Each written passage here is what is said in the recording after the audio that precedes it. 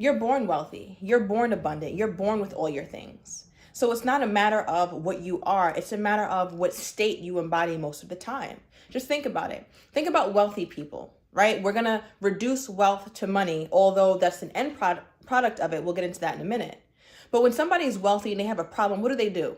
They fix it. They're very solution oriented. Let's just think about the money. Oh, I have a tax problem.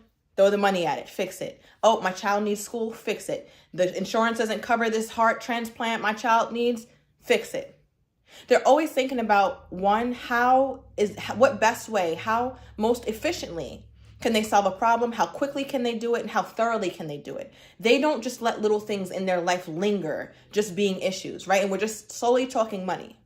But the reason why we have to talk about the money first is because so many of us are fixated on the end product that is started or originated with the person. I am the bag. You are the bag. You are the wealth. You are the abundant being.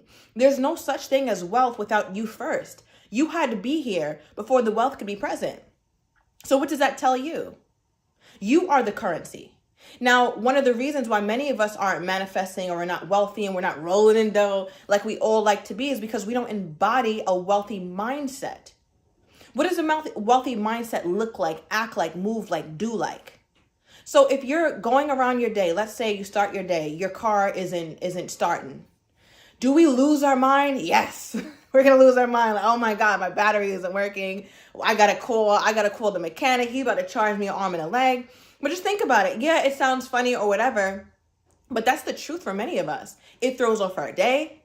We start talking about it to anybody who will listen. We get pissed off down to the bone. Our blood is boiling because our mechanic is trying to take advantage of us.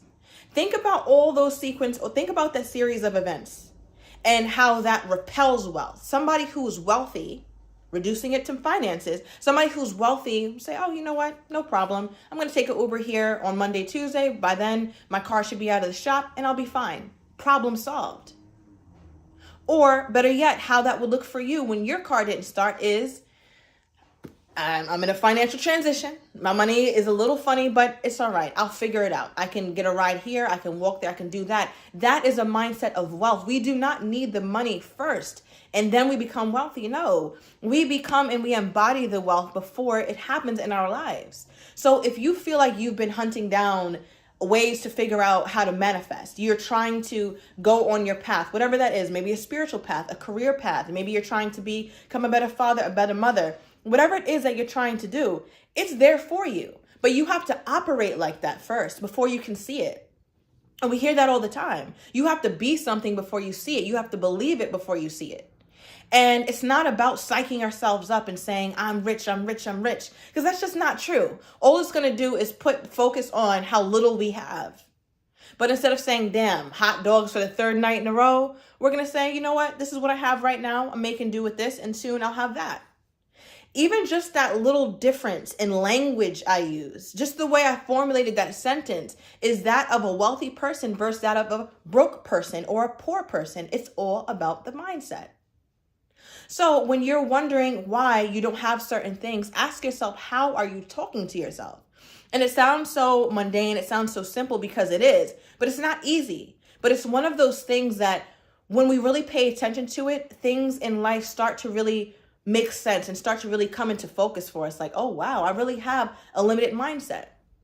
As you're watching this video, can you sit here and tell me, as you run through your day yesterday, or as you run through your day today, that when you've encountered any little problem, because we all do, how did you look at it? Did it startle you? Did it throw you off kilter? Did it mess up the rest of your day? If it did, that's a good thing that you're realizing, but we have to shift from that life is happening to me victim mindset to that of somebody who can make changes, like a wealthy person. A wealthy person can make changes, right? They can change things. Money changes things. And remember, I'm really reducing the gravity of what wealth is to money because I think it makes for a better example. It makes for a better video. So you guys can really understand, because for me, I didn't get it. I'm like, well, I should probably act like I'm wealthy then. Oh yeah, I got it. I can do this. I can do that. But then when a problem arose or when something went wrong, now my whole day is messed up. Now I'm pissed off. But if I was truly wealthy and I was truly tapped in to my most pure nature and my most natural way of being, which is abundant, I wouldn't look at it that way. And I think we're so wired to think that money, like something as simple or something as insignificant as money, is a thing that makes us wealthy, when we have it twisted. Money doesn't make us wealthy. Money is just a sign of the wealth. And when I become wealthy with the money, there will be signs, okay? But I'm not about to be out here screaming from the hilltops that I got it. Why? Because it's not necessary. I've been wealthy. I've been like that. I came like that. Maybe at some point in my life, I got disconnected from the wealth that is within me. And what I mean by wealthy, again, I'm not talking about money. I'm talking about I'm wealthy with spirit. I'm wealthy with integrity. I'm wealthy with self-love. These are things I've worked on. These are things I've brought to the fore. And remember, we don't come here. God does not bring us here. The Creator doesn't bring us here with shortages, right? We come fully equipped. And then we get out into the world, and the world socializes us in a way or breeds us, nurtures us in a way where we get disconnected from all the value that is already deep down inside of us. And so many of us aren't realizing that those ties to our truest self have been severed by way of limited thinking, people, our conditioning, our sadness, our depression, life not being good to us. So I want us to also reword the language around I'm working on myself, or I had to learn this, I had to learn that. That's true. But that also insinuates that you had to go and get something that you already came with. You already came fully equipped. The car is fully loaded, right? You're the Bentley with everything, all the workings, the rims, the leather, the this, the heated seats, the stars, and all that in the car. Like you already came fully equipped, but you got disconnected from it. So understanding that we're wealthy is actually us getting back to our original nature. There's nothing I have to do to become wealthy. There's nothing I have to say or psych myself up to be wealthy. I just am that. So if I know that, then I can operate throughout my day from that perspective, to where little things in my life that go wrong, it does not rattle me. It does not stress me out. It does not cause me ridiculous amount of anxiety, because I got it. I got it. There's nothing I can't handle. I got it.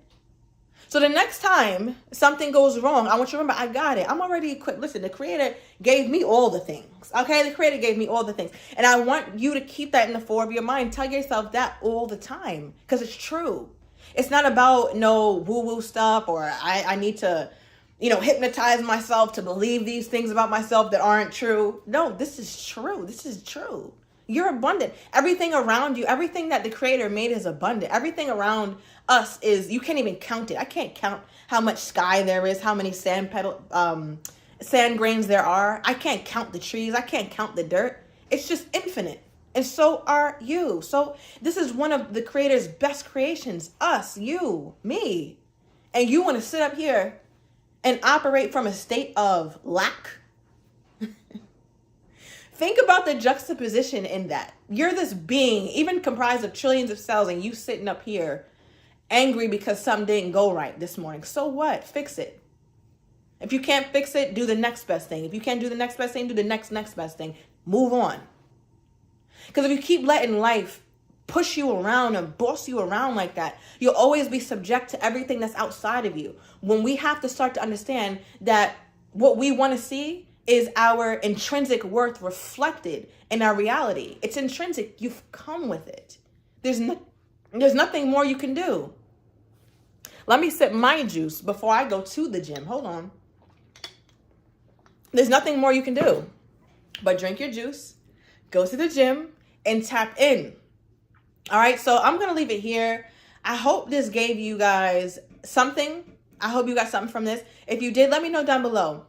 And also, I want to know that when you are having a bad day, let me know down below in the comments, how do you bounce back from that?